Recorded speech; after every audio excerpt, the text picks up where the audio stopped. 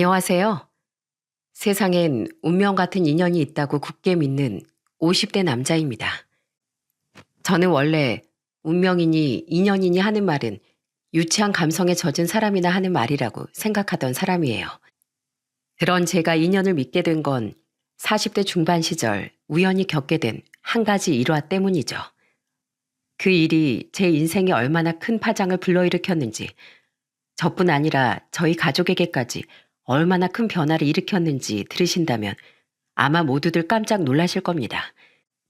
시간이 아무리 흘러도 마치 어제 일인 듯 생생했던 당시 일과 제게 찾아온 엄청난 인연에 대해 저는 많은 분들께 공유해보고 싶어 이렇게 사연을 보내게 됐어요. 제 어린 시절을 짧게 이야기하자면 그리 넉넉한 형편에서 자라지 못했습니다. 아버진 공무원이셨지만 어머니와 두 분이서 워낙 어렵게 시작했다고 하셨거든요. 특히 집안이 찢어지게 가난했다던 아버진 그래서인지 꽤나 자린고비셨어요. 사춘기 때 나름대로 그런 아버지께 불만을 가진 적도 있었는데 제 마음을 눈치챈 어머니는 어느 날 조용히 저를 불러 이런 말씀을 하시더라고요. 아버지가 싫으니? 그런 건 아닌데요. 아버진 가끔 너무 자식들한테까지 박하세요. 물론 그렇게 아껴서 두 분이 저랑 형규, 막내 성이 다 키워주시고 번듯한 아파트까지 장만하신 건 알겠는데 집안 형편이 나아지면 뭐해요. 아직도 휴지 한 칸에 아버지 눈치를 보는데요. 어머니는 충분히 불만을 가질 수 있다며 제 어깨를 토닥여 주셨습니다.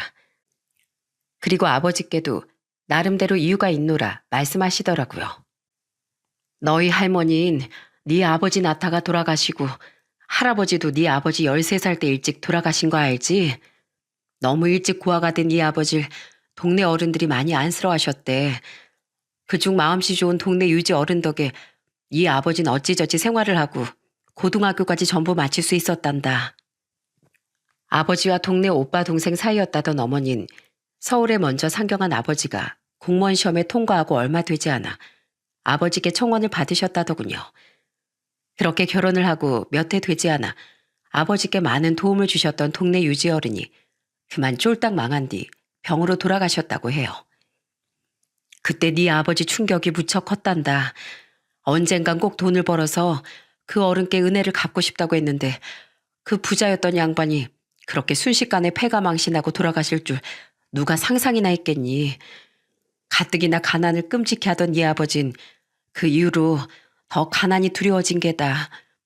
부모라도 너희와 같은 사람인데 어떻게 그렇게 약한 마음 하나도 품지 않고 살아갈 수 있겠니. 네가 아버지 좀 이해해다오. 너도 알지 않니? 네 아버지 마음은 참 따뜻하고 착한 사람이라는 거. 게다가 어머닌 아버지가 소액이나마 결식 아동이나 불우이웃을 위해 꾸준한 기부를 하고 있다고 하셨습니다. 과거 자신처럼 어렵게 살던 사람들에게 자신도 도움이 되고 싶다면서요. 그날 어머니와의 대화는 17살이 되도록 알지 못했던 아버지의 많은 면을 알게 해주었어요. 아버지의 마음이 이해가 갔고 한편으론 그럼에도 불구하고 아낀 돈을 선행에 사용하고 계신다니 아버지가 무척 존경스럽기도 했죠. 그 뒤 저는 아버지의 뜻을 군말 없이 따르며 살았습니다. 동생들이 아버지께 투덜거릴 때면 나중에 니들이 벌어서 마음껏 쓰라며 아버지 대신 야단을 치기도 했어요. 어머니께 제가 아버지의 사연을 들었다는 걸 듣게 된 아버진 당시 대학생이었던 저와 소주 한 잔을 기울이며 사과를 하시더군요. 미안하다 형배야. 그동안 이 구두쇠 아버지 아래에서 많이 힘들었지? 그런데도 내 이야기를 알고 이 아비를 이해해줘서 참 고맙구나. 아니에요 아버지. 저는 돈을 펑펑 쓸 수 있는 부자 아버지보다 아낀 돈을 선한 곳에 쓸 수 있는 제 아버지가 훨씬 좋고 자랑스러워요. 그렇게 말해줘서 고맙다. 우리 아들이 언제 이렇게 컸을꼬. 아버지 나이가 조금씩 들며 자신의 경험을 자식들에게 너무 강요하며 산 건 아닌가 후회가 되셨다더군요. 그렇게 부자끼리 허심탄회하게 대화한 후 아버진 조금씩 변하셨어요. 전처럼 자식들에게 절약을 강요하지도 않았고 오히려 다 큰 자식들에게 용돈도 챙겨주며 늘 미안했다고 말씀하곤 하셨죠. 올해 만난 남자친구와 가장 먼저 결혼한 막내 여동생을 시작으로 우리 삼남매는 나이 역순으로 결혼을 했습니다.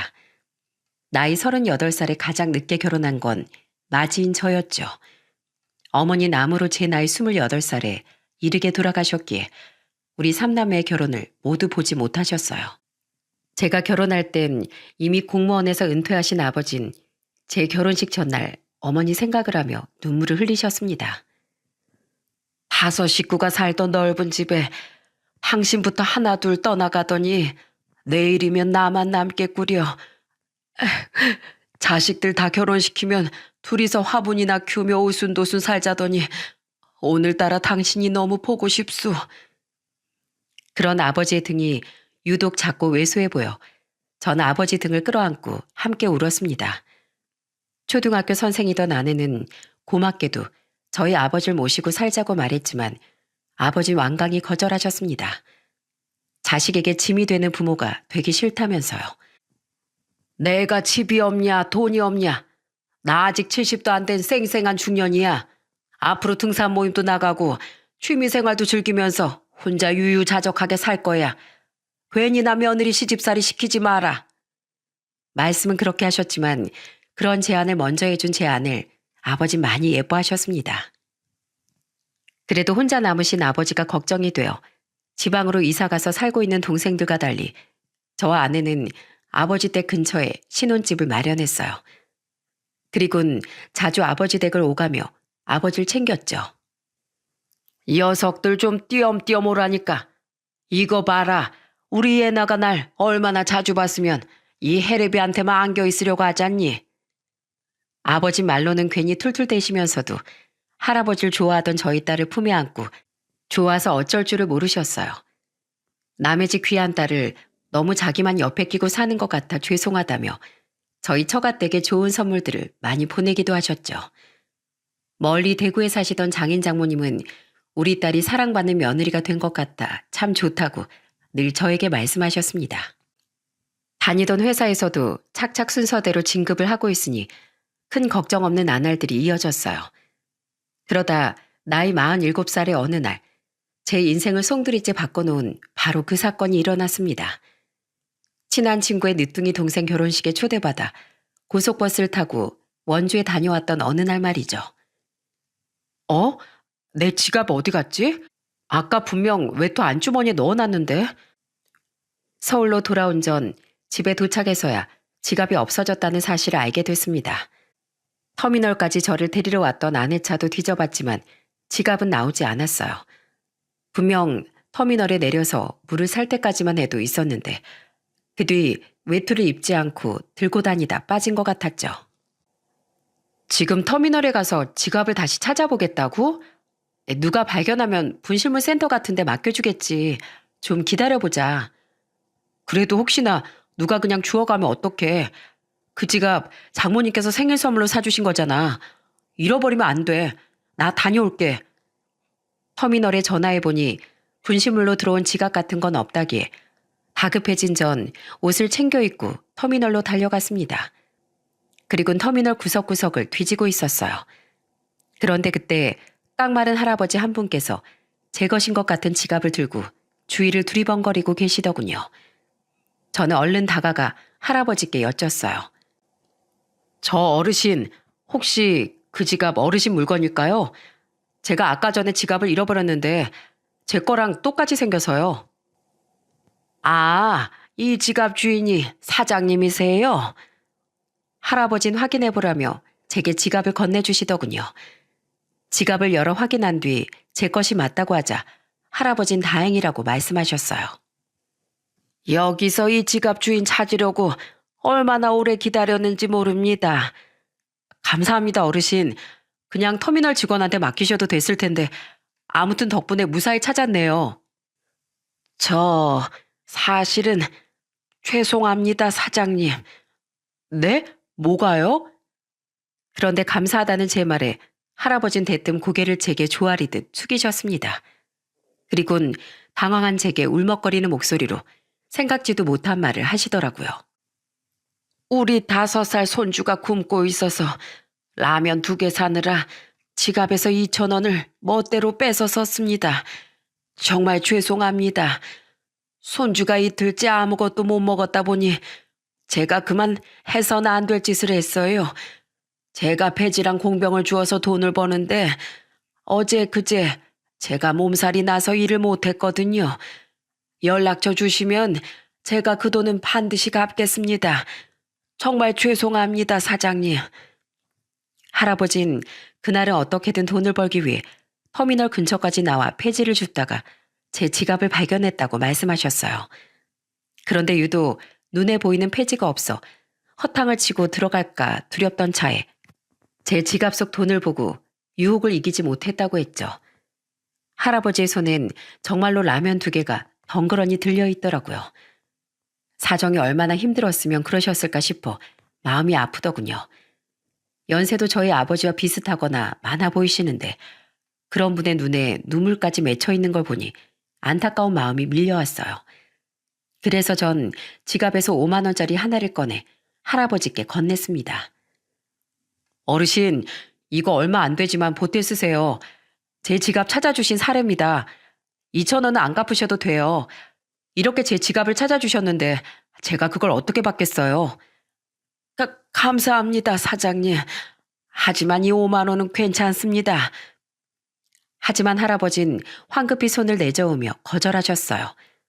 결국 2천 원은 받지 않기로 하고 어영부영 할아버지와 헤어졌는데 자꾸만 발이 떨어지질 않더군요. 손주를 혼자 키우시는 건가? 폐지를 오늘 못 주우면 내일은 다시 굶으셔야 하는 건가? 반찬이 아닌 라면을 산 거면 집에 쌀도 없다는 소리 같은데. 몇 발자국 걸어가는 동안 정말 오만 가지 생각이 다 들었습니다. 결국 전 황급히 몸을 돌려 다시 할아버지께 달려갔어요. 저보다 걸음이 느렸던 할아버지 역시 얼마 가지 못하셨더라고요. 어르신! 전 할아버지를 부르며 손을 덥석 잡았습니다. 할아버지는 놀란 눈으로 저를 돌아보셨죠. 저는 숨을 헐떡이며 할아버지께 이렇게 말했어요. 어르신, 혹시 집에 쌀이 없으신 건가요? 예, 며칠 전에 떨어져서요. 그러면 어르신 댁이 혹시 어디실까요? 저랑 같이 가실까요? 예, 저희 집을요. 제가 감사의 보답으로 쌀을 좀 사드리고 싶어서 그래요. 돈은 안 받으신다니까 그렇게라도 보답을 하고 싶어요. 아닙니다. 안 그러셔도 되는데요. 그러지 말고 받아주세요. 어린 손주가 먹기엔 밀가루보단 쌀이 낫지 않겠습니까? 쌀 무거우니까 마트에서 같이 사서 제가 직접 댁까지 가져다 드릴게요. 저는 끝까지 할아버지가 거절할까 싶어 할아버지 손을 잡고 재빨리 제 차가 있는 곳으로 향했습니다. 할아버진 몇 장의 폐지가 올려진 철제 운반수레 끌고 당황한 표정으로 절 따라오셨죠. 그렇게 저는 마트에서 쌀을 산 후 할아버지 댁으로 갔습니다. 할아버지 댁은 차가 들어갈 수 없을 만큼 좁은 골목에 위치해 있더군요. 게다가 경사까지 가파른 언덕에 있어 그동안은 이 연로한 어르신이 어떻게 쌀을 사다 날랐나 싶더라고요. 언덕 골목골목을 지나 도착한 할아버지 댁은 굉장히 낡은 빌라에서도 지하층에 속해 있었어요. 그리고 할아버지를 따라 집에 들어간 전 그만 경악을 하고 말았습니다. 들어오세요. 쌀은 여기에 놓으시면 됩니다. 정말 감사합니다, 사장님. 할아버지 오셨어요? 고작 한 칸짜리 낡은 그 집엔 심지어 창문도 나 있지 않더군요. 방벽과 천장엔 곰팡이가 가득했죠. 게다가 그 방에 있던 사람은 삐쩍 마르다 못해 거의 뼈밖에 남아있지 않던 할아버지 손주가 끝이 아니었어요. 방 한쪽 구석엔 저보다 조금 어려 보이는 남자 한 명이 할아버지의 손주와 마찬가지로 앙상하게 마른 채 누워있더라고요. 사람이 왔는데도 고개를 들어보지도 않은 걸 보니 어디가 많이 아픈 사람 같았습니다. 할아버진 입을 틀어막은 저를 보고 민망한 목소리로 말씀하셨어요. 여긴 아까 말씀드린 제 손주고 저기 누워있는 사람은 우리 손주 애빈 제 둘째 아들입니다. 제 아들은 근육이 서서히 마비되고 결국 죽음에 이른다는 루게릭병 판정을 받았어요. 벌써 병에 걸린 지 3년째인데 수중에 병원비로 쓸 돈이 바닥나 집에서 세상 떠날 날만 기다리고 있습니다. 루게릭병 환자들은 보통 3, 4년을 넘기기 힘들어 한다더라고요. 이젠 혼자선 거의 움직이지도 못하고 말도 하기 힘들어 합니다. 조금 있으면 음식도 못 씹어 넘겨서 콧줄을 해야 할 것 같은데 걱정이 이만저만이 아니에요. 할아버진 물이라도 대접하고 싶다며 제게 방 안에 앉으라고 권하셨습니다. 할아버지가 잠시 물을 뜨는 사이 할아버지의 손자는 못 먹어 힘이 없는 와중에도 저를 보며 호기심 어린 눈빛을 보내더군요. 넌 이름이 뭐니? 정강지우예요. 5살. 아저씨 누구예요? 아저씨는 박형배라는 사람이야. 반가워. 아저씨가 지우 할아버지께 도움을 좀 받았거든. 그 답례를 하려고 쌀을 사온 거야. 와, 신난다. 할아버지, 우리 드디어 밥 먹을 수 있어요? 저 너무 배고파요. 어르신, 제 물은 괜찮으니까 지우 밥부터 먹이는 게 낫지 않을까요? 그제 할아버진 아차차 하며 제게 물을 건네곤 후다닥 쌀을 밥솥에 앉히셨어요. 그리곤 제 앞에 앉아 밥 먹을 생각에 들뜬 손주의 머리를 쓰다듬으며 말씀을 시작하셨죠. 사는 꼴이 영 엉망이죠. 그래도 이 집이라도 없으면 우리 삼부자 길바닥에 나앉아야 할 겁니다. 실례지만 지우 어머니는 안 계신 건가요? 에휴, 그 뭐 없을 것은 저희 아들이 루게릭병 판정을 받자마자 2살 된 우리 지우까지 버리고 도망갔어요. 재산도 챙길 수 있는 건 전부 챙기고서요.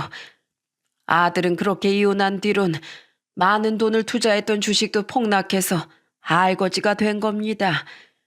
저는 작은 사업을 하다 몇 년 전에 부도가 나서 가진 게 빚밖에 없었는데 어떻게든 살려고 살던 전셋집을 빼고 이 집으로 아들하고 손주랑 같이 이사 왔어요.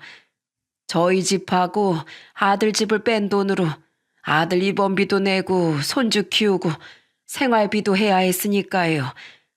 저희 집은 뺀 돈이라고 해봤자 빚을 갚으니 몇 푼 남지도 않았지만은요. 버는 사람이 파지 죽고 공병 줍는 이 늙은이밖에 없으니 결국 가진 돈도 전부 바닥나고 아들도 퇴원시키고 지금은 하루 벌어 하루 간신히 쓰고 월세만 내는 파리 목숨을 이어가고 있습니다. 할아버진 늘 옆에 있어줘야 하는 아들을 두고 폐지를 주우러 나갈 때면 걱정이 한가득이라고 말씀하시더군요. 할아버진 마치 자신의 궁색한 형편을 변명이라도 하듯 구구절절 말씀을 이어가셨습니다. 사연을 듣는데 할아버지가 살아오신 모진 세월이 느껴져 눈가가 뜨거워지더라고요. 도와줄 다른 자식은 없으신 거예요? 예, 아내도 일찍 가고 저놈 위로 있던 큰아들도 12살 이른 나이로 일찍 보냈거든요. 제 팔자가 참 박복하지 않습니까? 어떻게 저만 빼고 다른 가족들을 줄줄이 하늘로 일찍 보낼 수가 있단 말입니까? 그나마 남은 작은 놈이라도 행복하게 살길 바랬었는데 지금 저런 꼴로 죽을 날만 기다리고 있으니 에휴, 제 심정이 참 암담합니다. 저까지 아프면 우리 손주만 혼자 세상에 남겨둬야 하는데 그것도 너무 걱정이고요. 주름진 손등으로 눈물을 쓱쓱 훔친 할아버진 오늘 처음 만난 사람에게 별 이야기를 다 한다며 민망한 듯 웃어 보이셨습니다. 저는 할아버지 등 뒤에 누워있던 할아버지 아드님의 눈에 눈물이 흐르는 것을 보고 말았죠. 제 시선을 눈치챈 할아버진 몸을 돌려 아들의 눈가에 흐르는 눈물을 닦아주셨어요. 이 병이 정말 무서운 게 몸은 산송장처럼 굳어가는데 속에 있는 의식은 또렷하다고 하더군요. 우리 아들 제 말 손주 말 다 알아듣고 저한테도 많이 미안해하고 있습니다. 아직 41밖에 안 된 것이 얼마나 괴로울까요? 물기 섞인 할아버지 말씀에 참고 있던 눈물이 터질 것 같더라고요. 그래서 전 분위기를 돌려보려 지우에게 말을 걸었습니다. 우리 지우는 나중에 꿈이 뭐야? 우리 아빠가 더 이상 안 아프고 할아버지가 늙지 않는 거예요. 그게 지우 꿈이야? 네, 아빠가 계속 아파서 돌아가시고 할아버지도 늙어서 돌아가시면 전 혼자 남으니까요. 지우의 말에 결국 왈칵 눈물을 터뜨리고 말았어요. 고작 5살 된 어린애가 세상에 혼자 남겨질 걸 두려워하고 있다는 사실이 가슴을 저리게 만들더라고요. 그때 결심했습니다. 나이가 드신 지금까지 기부와 후원을 이어오던 아버지를 본받아 그날부터 제가 할아버지 가족을 도와드리겠다고요. 어르신만 괜찮으시면 제가 어르신 가족분들을 좀 후원해드리고 싶습니다. 예? 아니, 이렇게 쌀을 싸주신 것도 감사한데 후원이라니요. 네, 저희 아버지께서 그러셨어요. 사람 사정은 언제 어떻게 어려워질지 모르는 일이니까 나중에 제가 도움을 받고 싶으면 제가 먼저 어려운 이웃을 돕는데 돈을 아끼지 말라고요. 어르신, 우선 어린 손주랑 아픈 아드님은 굶기지 마셔야죠. 제가 도와드릴 테니까 우리 같이 힘내요. 할아버진 제 손을 잡고 고맙다며 펑펑 우셨습니다. 누워있던 할아버지 아드님도 고마운 마음을 전하고 싶은 듯 소리 없이 천천히 입을 뻐끔거리셨죠. 그날 집으로 돌아간 전 아내에게도 그날 만난 할아버지와의 이야기를 전했어요. 그들을 후원하고 싶다는 제 말을 들은 아내는 기특한 생각을 했다며 저를 칭찬해 주더라고요. 사람 인연이라는 게 참 신기해. 터미널에 떨어뜨린 당신 지갑으로 마침 도움이 필요했던 어르신을 만나게 되다니 말이야. 그 뒤 전 할아버지께 많진 않지만 생활비를 보태드리고 쌀과 음식을 사다 나르고 지우의 옷까지도 사다 줬어요. 아내도 직접 반찬을 만들어 몇 번이나 저와 함께 할아버지 댁에 방문하곤 했죠. 그렇게 할아버지를 알고 후원한 지 2달째 되던 어느 날이었습니다. 그날은 하루 날을 잡고 집안의 곰팡이를 전부 닦아낸 날이었어요. 가뜩이나 환기도 안 되는데 집안에 이런 게 있으면 가족분들 호흡기에 정말 안 좋아요. 아유, 그래도 이렇게 다 닦아내니까 속이 좀 시원하네요. 고맙네, 형배군. 내가 자네한테 받은 이 은혜 보답할 시간이 많이 남아있을지나 모르겠어. 어느덧 제게 말을 편하게 하시던 할아버진 제가 사온 과일을 씻어 내어주며 고맙다고 말씀하셨어요. 지우는 자기 아빠 옆에 누워 낮잠을 자고 있었죠. 그렇게 할아버지와 나란히 앉아 사소한 잡담을 하던 전 그날 아주 놀라운 사실을 알게 되었어요. 이렇게 자식을 훌륭하게 키운 자네 부모님은 어떤 분인지 궁금하구먼. 저희 부모님이요? 좋은 분들이세요. 비록 어머닌 제가 20대 때 일찍 돌아가셨지만요. 그래, 그럼 부친께서는 연세가 어떻게 되시나? 75이세요. 나랑 동갑이시구먼. 그래, 고향은 어디시고? 자넨 원래 서울 사람인가? 전 서울에서 태어났는데요. 부모님은 충청도 논산 분들이세요. 그래, 나도 고향이 논산인데 혹시 중고등학교는 어디 나오셨는지 아나? 학교까진 잘 모르겠는데 논산에서 나오신 거 맞아요. 성인 되고 나서 서울로 상경하셨다고 했거든요. 그럼 혹시 자네 부모님 성함이 어머닌 임향자 옥자 되시고 아버진 박장자 식자 되십니다. 박장식이? 장식이가 자네 부친이라고? 놀랍게도 할아버진 저희 아버지의 고향 친구분이셨던 거예요. 그것도 꽤나 절친한 사이셨다며 같은 동네에서 자랐던 저희 어머니도 아신다고 했죠. 할아버진 제게 이것저것 물어보셨습니다. 그래. 이렇게 찬찬히 뜯어보니까 확실히 재수 씨랑 자네 부친 얼굴이 보이는구먼. 세상에 이렇게 신기할 때가. 자네가 바로 장식이 아들이었다니. 근데 자네 모친은 왜 돌아가셨나? 재수 씨도 참 좋은 사람이었는데 자네 부친은 끝까지 공무원 생활을 하다 퇴직하신 겐가? 지금은 건강하시고 아픈 데는 없고. 할아버진 들뜬 어린아이 같은 표정이셨어요. 할아버지의 표정만 봐도 고향인 논산과 어린 시절 아버지와의 추억을 떠올리고 계신다는 걸 알 수 있었죠. 저 또한 두 분의 인연이 너무 신기해 그날 집으로 돌아오는 길에 아버지께 전화를 걸어 물었습니다. 아버지, 제가 얼마 전부터 후원해드리고 있었던 어르신 얘기 기억하세요? 그럼 기억하고 말고 근데 그 어르신 고향이 논산이시래요. 성함은 강봉자 안자 되시고요. 아버지를 아신다던데 아버지 고향 친구분이 맞으세요? 뭐? 아니, 그 영감이 강봉안이라고? 확실하냐? 예, 아시는 거 보니까 정말 두 분이 친구가 맞으신가 보네요. 와, 살다 보니까 이렇게 신기한 일이 다 있네요. 혹시 내일 시간 되세요, 아버지? 두 분께 다시 한번 자리를 마련해드리고 싶은데, 그럼, 당연히 되다 마다. 아니다, 그럴 것 없다. 내 지금 당장 봉안이 그 친구를 만나야겠어. 너 그 집에서 돌아오는 길이라고 했지? 나 좀 데리고 그 집 좀 다시 가자. 정말 절친한 사이셨는지 아버진 다음 날까지 기다리지도 못하고 곧장 할아버지를 봐야겠다고 말씀하시더군요. 할아버지께 전화로 말씀드렸더니 잠시 망설이긴 했지만 할아버지 또한 저희 아버지를 보고 싶다고 하셨습니다. 그렇게 전 곧장 아버지를 모시고 다시 할아버지 댁으로 향했죠. 그리고 집안에서 조우한 두 분은 서로를 얼싸안고 냅다 울음부터 터뜨리셨습니다. 장씨가 이게 얼마만이냐. 이 사람 아직 정정하구먼. 봉안이 이 친구야. 내가 자네를 얼마나 찾았는 줄 아나? 그렇게 소리 소문 없이 사라지더니 지금 사는 꼴이 이게 뭐야?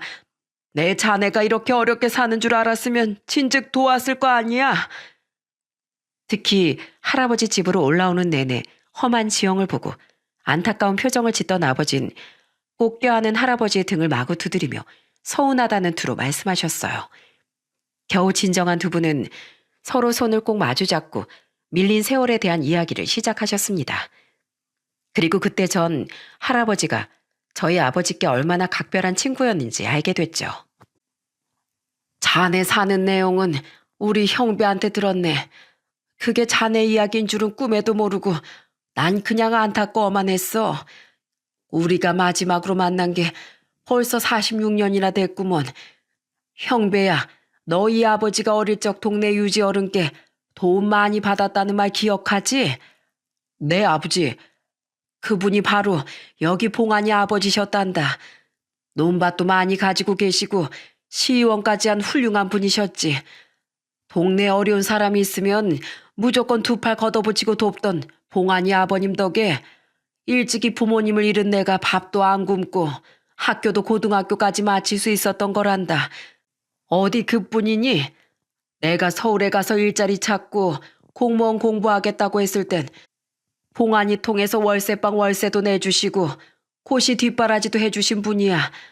만약 이 친구 아버님이 아니었다면 지금의 난 이 자리에 있지도 못했을 거다. 그리고 이 친구는 못 살던 나랑 아무런 편견 없이 가장 친하게 어울려주곤 했지.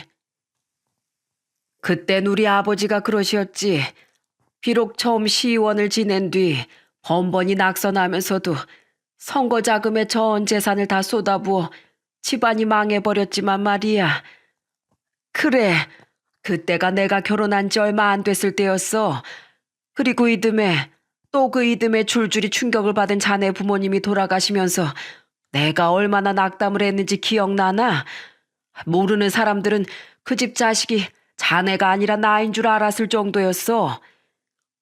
놀랍게도 아버지를 도와주고 갑자기 망해버렸다던 유지 어른이 바로 할아버지 아버지셨다더군요. 더더욱 놀라움의 연속이었죠. 나이 28에 어머니에 이어 아버지까지 잃은 할아버진 사업을 하겠다며 1년 뒤 말레이시아로 떠났다고 했어요. 그땐 국제전화가 비싸서 자주 전화를 할 수도 없었어. 그런데 이 친구가 31살에 거기서 한국인 여자랑 결혼했다는 연락을 끝으로 통연락이 없더라고. 나도 바빠서 잠시 잊고 살다가 생각나서 전화해보니까 연결도 되지 않고 그 뒤로 혹시 한국에 들어왔나 수소문해봐도 아무도 아는 사람이 없다고 하니 참으로 답답했었지. 내가 자네 찾으려고 동창들만 만나면 얼마나 자네 소식을 물어봤나 몰라. 대체 한국엔 언제 들어온 거야? 재수 씨랑 큰아들도 일찍 잃었다며? 어떻게 살았는지 자세하게 말 좀 해봐 이 사람아. 왜 나한텐 한국에 있으면서도 연락을 안 한 거야? 별거 없네. 자네 아들한테 들은 게 다야. 말레이시아에서 아내를 만나고 이사를 한 번 갔는데 그 뒤론 사느라 정신이 없어서 연락할 생각을 못했어. 그때 연락처가 바뀌어서 자네도 나랑 연락이 안 됐던 거고. 그런데 결혼한 지 고작 10년 만에 아내가 병으로 가버리고 사업까지 망하니 사람이 정신을 아주 못 차리겠더구만. 그래서 아내 죽고 3년 뒤에 한국으로 들어왔는데 그때 우리 큰아들이 교통사고로 세상을 떠나버렸어. 아내가 죽은 것도 큰애가 죽은 것도 전부 다 내 탓인 것만 같아. 하늘이 무너진 것 같았지. 게다가 집도 사업도 전부 망해버렸으니 이런 망가진 꼴로 날 아는 사람들 앞에 절대 나타나고 싶지 않았네. 그래서 고향에도 가지 않고 자네에게도 연락하지 않았던 거야. 그 뒤로 겨우 돈을 모아서 다시 작은 사업을 시작했는데 그것마저 사길당해 빚더미에 안고 말았다가 지금에 이른 거라네. 이 친구야, 마음이 힘들수록 날 더 찾았어야지. 우리 사이가 고작 그것밖에 안 됐나? 자존심도 중요하지만 사람이 우선 살아야 될 거 아닌가. 그 건강하던 친구가 온몸에 뼈밖에 없구먼. 이 바보 같은 사람아. 사연을 전부 들은 아버진 오열을 하며 할아버지의 어깨를 어루만지셨습니다. 그리고 멀뚱멀뚱 자신을 보고 있던 지우도 한 번 껴안고 누워서 눈물을 흘리고 있던 할아버지 아드님 손까지 한 번 꽉 잡아보셨죠. 할아버진 그런 아버지를 보며 힘없이 말씀하셨어요. 그래도 우연이라는 게 참 대단하구먼.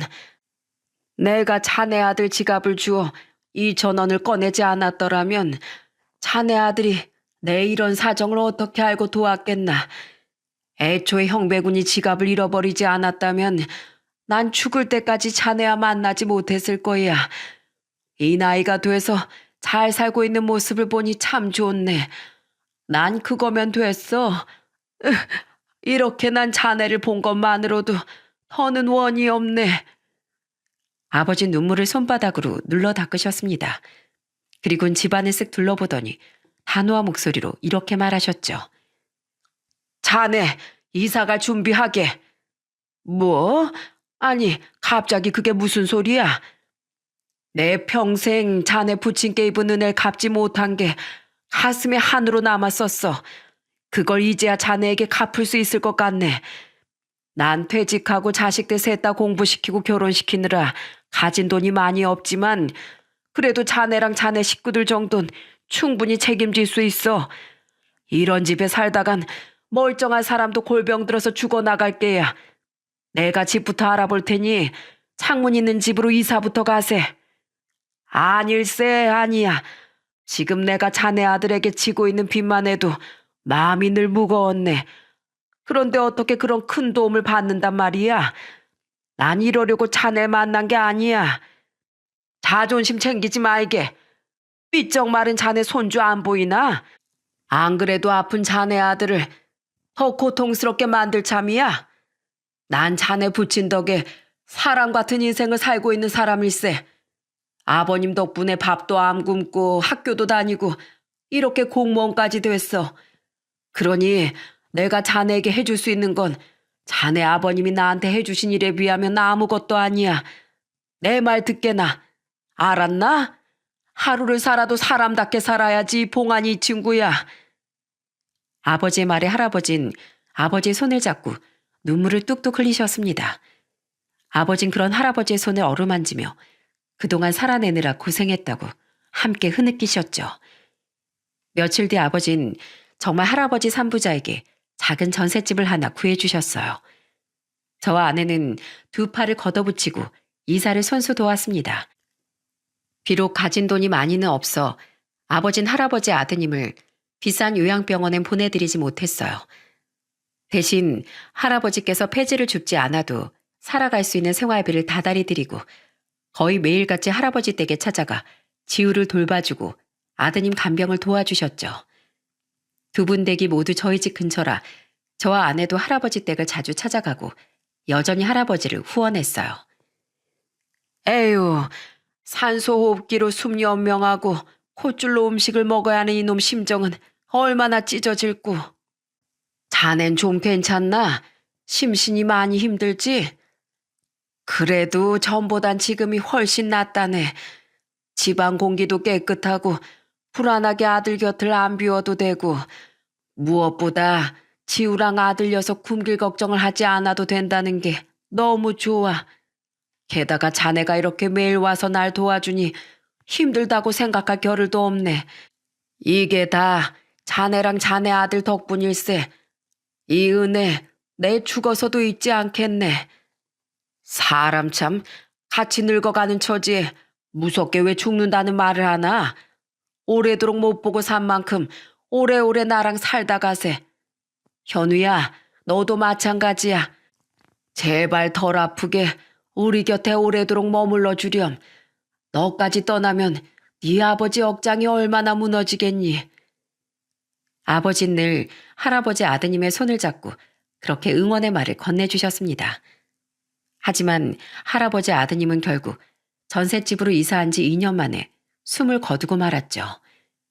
아드님 유고를 납골당에 안치시키며 할아버진 눈물로 작별 인사를 하셨어요. 현우야, 마지막까지 유언하나 제 입으로 말하지 못하고 얼마나 괴로웠니. 이 애비가 너무 못나서 널 더 편안하게 보살펴주지 못해서 정말 미안했다.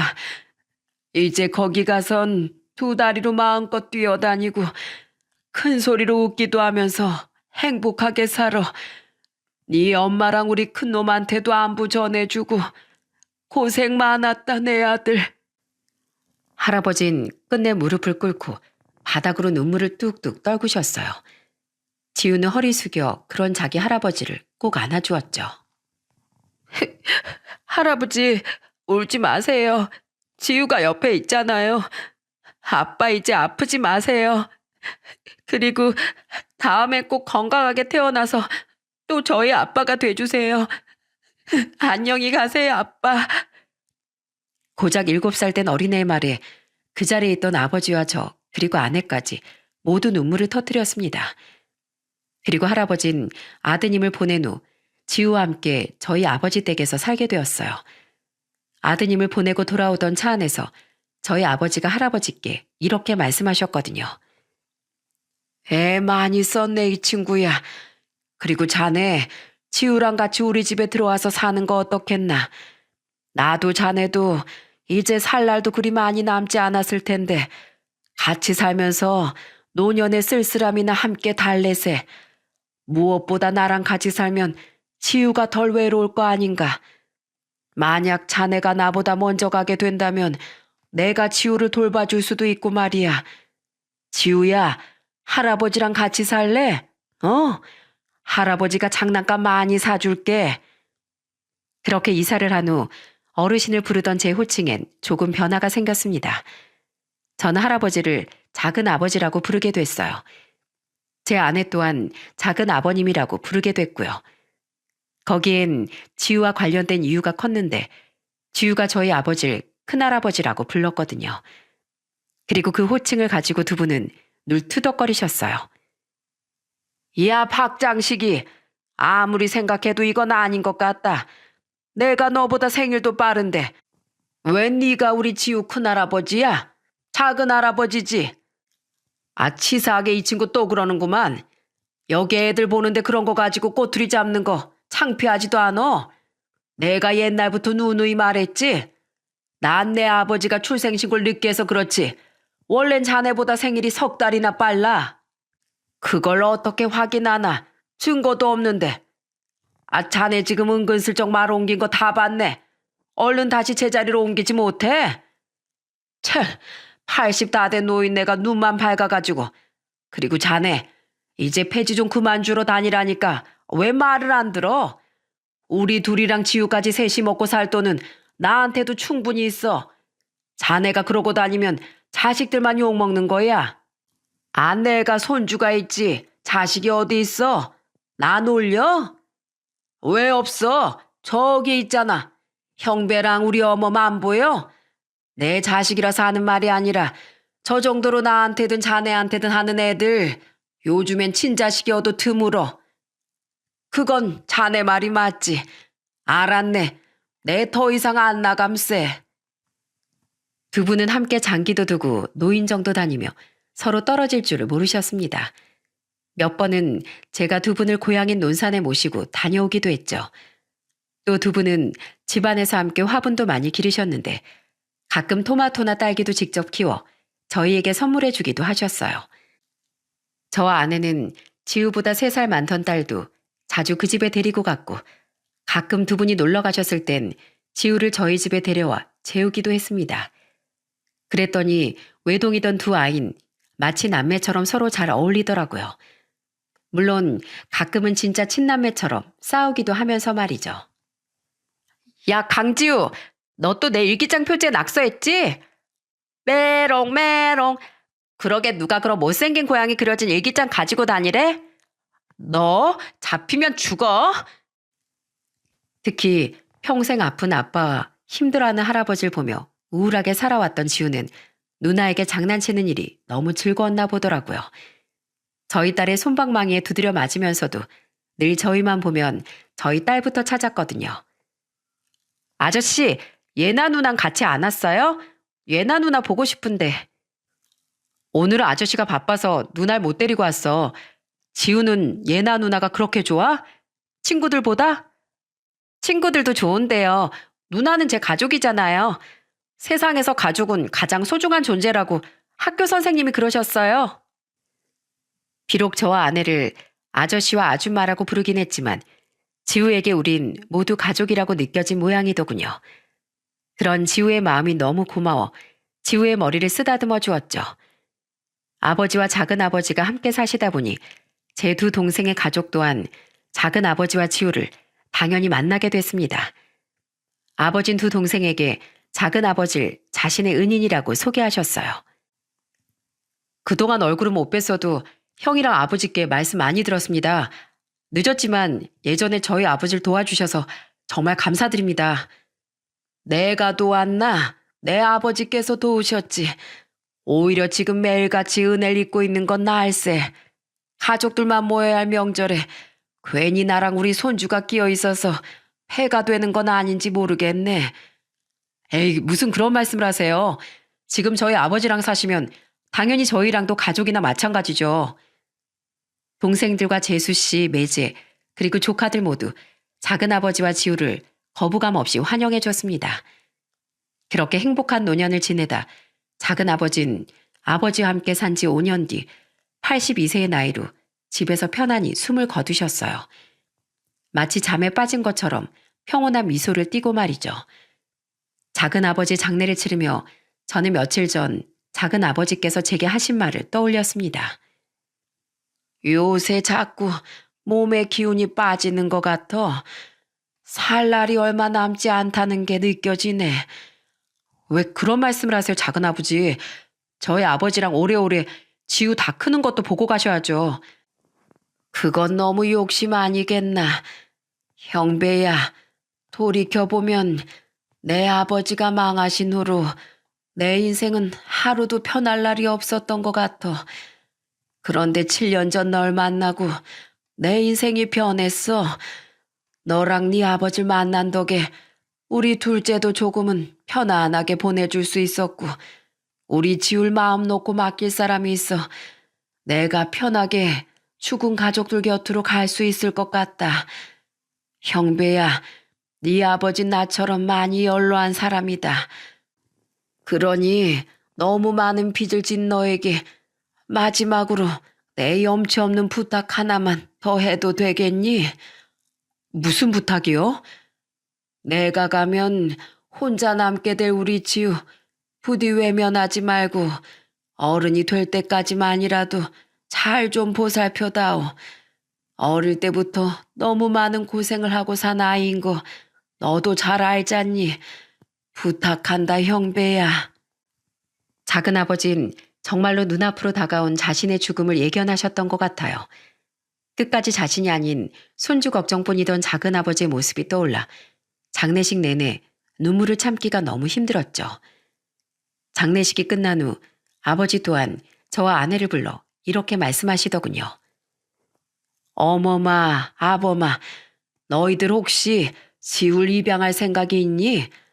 봉안이 이렇게 보내고 만약 나까지 가버리면 그 어린 것이 또 얼마나 상처를 받을지 벌써부터 걱정되는구나. 아버지, 안 그래도 집사람이랑 상의했는데요.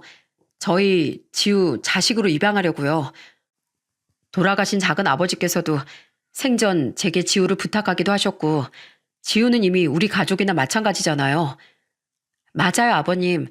저도 지우 보면서 자꾸 마음이 짠했어요. 아무래도 엄마 손길이 많이 필요할 나이니까 더 지우가 마음에 걸렸던 것 같아요. 지우, 저희가 품을게요. 저희 친정 부모님도 이미 알고 계세요. 그리고 아버님, 예전에 제가 아버님 모시고 살고 싶다고 했던 말 기억하세요? 갑자기 그 얘긴 왜? 이번에 작은 아버님 보내면서 저랑 아범이랑 의논했어요. 이번엔 정말 아버님을 모시고 살 때가 된 것 같다고요. 아버님 연세도 많으신데 혹시 혼자 사시다가 무슨 일이라도 생기면 어떡해요. 아버님, 제가 며느리살이 안 시킬 테니까 이젠 저희랑 애들이랑 같이 살아주세요. 부탁드려요. 갑작스런 아내 이야기에 아버지 눈물을 터뜨리셨습니다. 그리곤 고맙다고 말씀하셨죠. 아마 쭉 혼자 사시다가 5년 동안 친구분과 즐거운 삶을 사셨으니 그 빈자리가 전보다 훨씬 크셨던 것 같아요. 그렇게 우린 지우를 입양했고 아버지 댁으로 들어가 합가를 했습니다. 저희의 입양 소식을 듣고 장인 장모님도 제 동생들도 모두 잘한 일이라며 응원해줬죠. 그렇게 셋이었던 우리 식구는 5이 된 지도 벌써 1년이 지났어요. 올해로 초등학교 6학년이 된 지우는 여전히 저희 아버지와 벌써 중3이 된 저희 딸과는 매우 잘 지냈는데 유독 저와 아내를 조금 어려워하더군요. 전엔 아줌마 아저씨였다가 갑자기 엄마 아빠가 되었으니 충분히 어색해할 만하다고 생각했어요. 여보, 우리 시간을 가지고 충분히 기다려주자. 다른 것도 아니고 지우 엄마가 되는 일인데 난 언제까지고 기다릴 수 있어. 그런 지우가 얼마 전 처음으로 저희에게 엄마 아빠라고 불러주었답니다. 주말을 맞아 다 같이 가평 나들이를 가기로 한 날 안방에서 아직 준비를 하고 있던 저와 아내에게 지우가 이렇게 말하더군요. 엄마, 아빠, 할아버지가 날 샌다고 빨리 나오시래요. 지우야, 너 지금 우리한테 엄마, 아빠라고 한 거야? 놀란 제 말에 지우는 얼굴을 새빨갛게 물들인 채 바닥만 쳐다보더군요. 그런 지우에게 너무 고마워. 저와 아내는 이제 정말 우리 아들이 되어준 지우를 꼭 안아주었죠. 끊임없이 고맙다, 고마워하며 눈물까지 흘리다 결국 밖에서 기다리던 저희 아버지께 안 나오냐 하는 호통을 듣기도 했다니까요. 아내와 제가 요즘 바라는 건 2가지입니다. 하나는 저희 아버지와 마찬가지로 연로하신 장인 장모님이 오래도록 정정하게 살아계시는 것. 또 한 가지는 우리 아이들이 밝고 건강하게 자라주는 거예요. 특히 일찍이 친가족을 모두 잃는 아픔을 겪은 우리 지우가 행복할 수 있도록 저와 아내는 최선을 다해 좋은 부모가 되어줄 생각이랍니다. 끝까지 손주 걱정을 하던 작은 아버지께서 그런 저희를 보고 부디 걱정을 내려놓으셨으면 좋겠네요. 터미널의 한 할아버지와 인연은 이렇듯 저희 아버지의 오랜 친구를 되찾아 주었고 저와 아내에게 귀엽고 의젓한 아들을 만들어 주었습니다. 실제로 겪어보니 세상엔 이런 운명 같은 인연이 정말로 존재하더군요. 그러니 여러분께서도 무심코 스쳐보낼 법한 인연도 늘 눈여겨 살펴보셨으면 좋겠어요. 그 짧은 인연이 언젠가 여러분의 삶을 뒤바꿔 놓을 하늘의 선물일 수도 있으니까요. 날이 많이 따뜻해져 슬슬 봄꽃이 피어나고 있습니다. 지나간 시간은 2번 다시 돌아오지 않으니 이렇게 좋은 날씨에 가족들과 나들이라도 한번 다녀오시면 어떨까 싶네요. 여러분의 가정에 늘 평안함이 깃들길 빌며 이만 사연을 마치겠습니다. 감사합니다.